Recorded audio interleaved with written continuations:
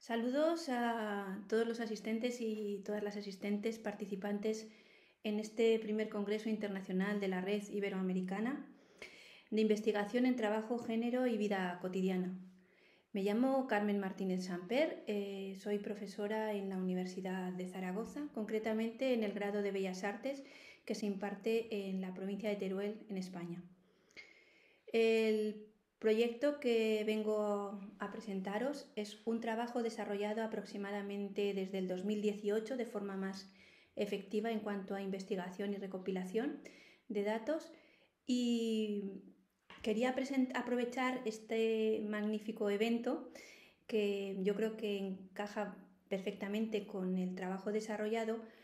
porque hemos hecho entre varias personas un proyecto colectivo que yo defino como Desarraigos y Derivas del 2023, que es en el periodo en el que hemos trabajado como grupo.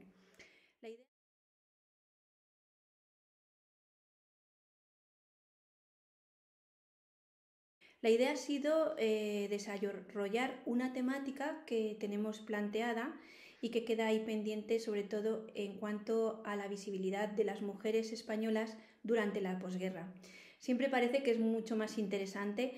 hablar de artistas, de científicos, pero ¿qué pasa con nuestras madres, nuestras tías, nuestras abuelas, aquellas mujeres que trabajaron tantísimo y tanto se han esforzado para que tuviéramos nosotros un bienestar, una forma de vida mejor que las que ellas tuvieron que vivir por una cuestión muy clara, como muchas de ellas me dijeron, por haber nacido demasiado pronto?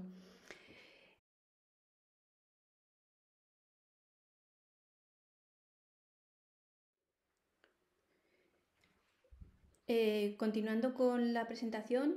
tenemos que comentar que esta investigación acerca de la migración de mujeres jóvenes desde sus zonas rurales de procedencia hacia ciudades españolas como destino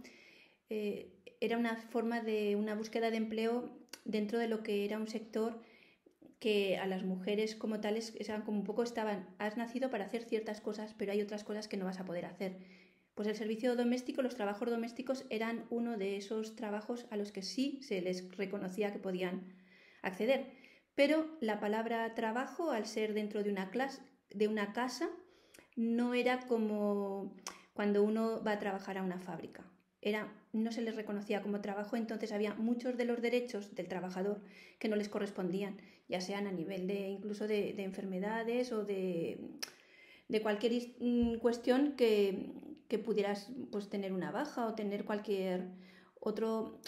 que consideramos ahora como muy normales, pero ellas no lo tenían, una serie de vacaciones, pero aunque ellas sí que hacían ciertos arreglos con los empleadores y las empleadoras. La investigación de la cual se origina este texto aborda diversas perspectivas teóricas,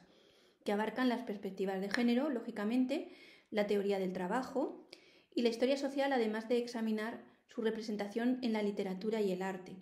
Es importante ver cómo se ha reflejado, cómo se ha contextualizado estas historias de género y trabajo, y cómo algunas de ellas incluso han sido tratadas de forma como humorística, ¿no? Un humor aún ciertamente amargo, en el que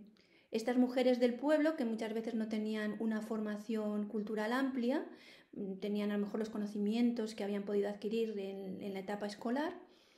que también eran lógicamente sectarios, es decir, los niños tenían una serie de contenidos y las niñas tenían otra serie de contenidos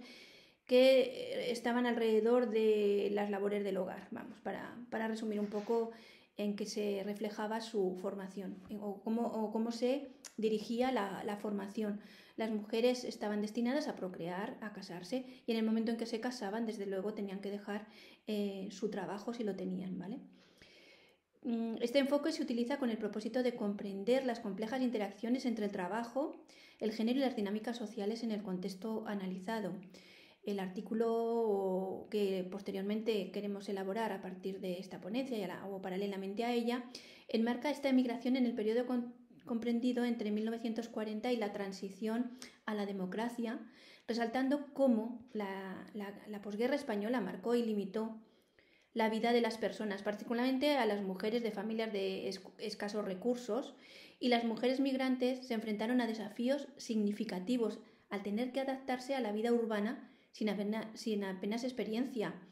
lo que implicó la explotación laboral, carecer de un respaldo social adecuado y, como consecuencia de la falta de oportunidades en sus pueblos, la promesa de empleo y de una vida mejor en las ciudades, con ella iniciaron su travesía particular en busca de un cambio en sus vidas y de un futuro más prometedor. Destacar que la necesidad de dar voz a estas mujeres y reconocer su contribución a la cultura, a la sociedad y la historia de nuestro país es muy importante. Se subraya la necesidad de eliminar las desigualdades de género y laborales para lograr una sociedad más igualitaria. Tenemos que aprender del pasado y no volver a caer en este tipo de circunstancias que parece que no nos quedan tan lejanas, y tenemos que abordar el presente con garantías, pero sobre todo con el conocimiento de lo anterior, de lo acontecido, y sobre todo tener presente el protagonismo de todas estas mujeres, porque su esfuerzo, aunque ellas a lo mejor, tienen una capacidad de análisis impresionante. A veces les comentaba también un poco cómo veían la actualidad, cómo veían su tiempo. Es que ellas salieron de una precariedad en algunos casos muy grande, ¿vale? Dependiendo también, algunas incluso que son más mayores, con unas edades, eran minoría de edad. Algunas han partido de su casa con 14 años y se han ocupado de niños. Imagínense si ellas todavía estaban un poco en ese tránsito, ¿no? Aunque, claro, esas edades de 14 años en aquella época pues ya las hacía casi prácticamente mujeres en cuanto a la responsabilidad que tenían que aceptar.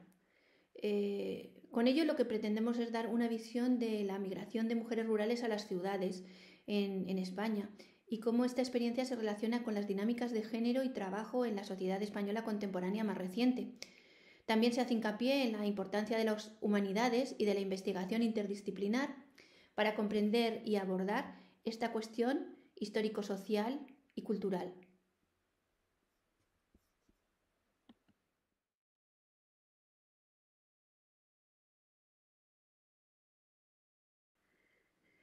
Como hemos comentado, la migración de las mujeres rurales a las ciudades en estos años de posguerra no es que sea algo que sucediera por la guerra. Anteriormente, las mujeres de los pueblos y los hombres se desplazaban muchas veces desde sus orígenes, pues porque no había muchos recursos.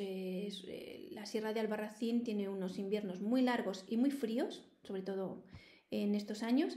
y lógicamente eso hace que la agricultura no sea muy productiva, la ganadería es muy limitada y a veces muchas de estas familias no son propietarios, son arrendatarios, con lo cual están como en una cierta incertidumbre y no pueden gozar de, pues a lo mejor cuando empiezan a conocer que en las ciudades se trabaja en una fábrica y que todos los meses tienes un sueldo, eso también hace que haya familias que se movilicen y se trasladen, pues sobre todo a Barcelona, que empieza a tener un boom, y a Valencia a veces por proximidad se elige ese destino.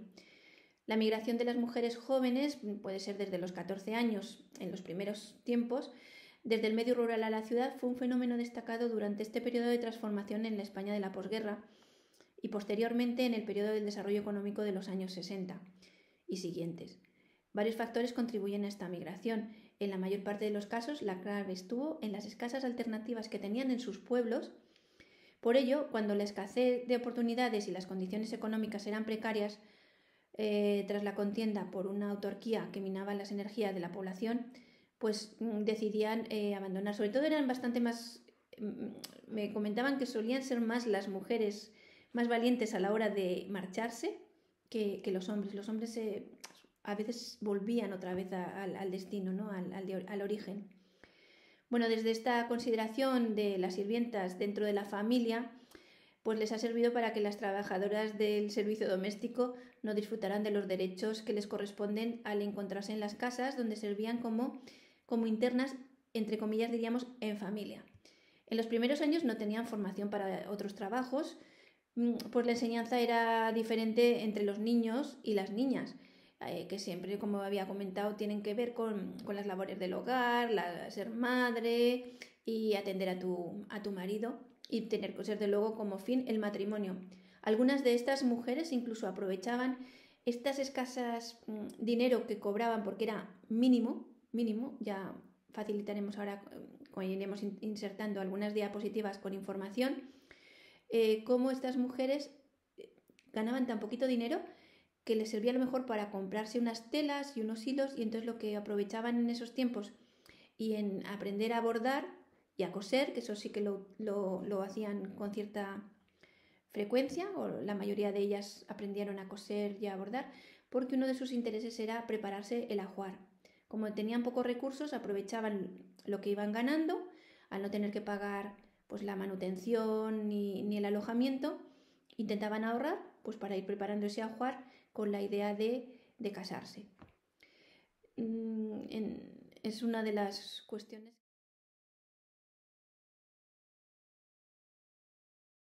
que, porque yo al final yo les decía, pero bueno, si no ganabas dinero, ¿qué hacías en realidad? A veces era salir de tu casa, estar en otra, a lo mejor con un poco de suerte, pues mejor en cuanto a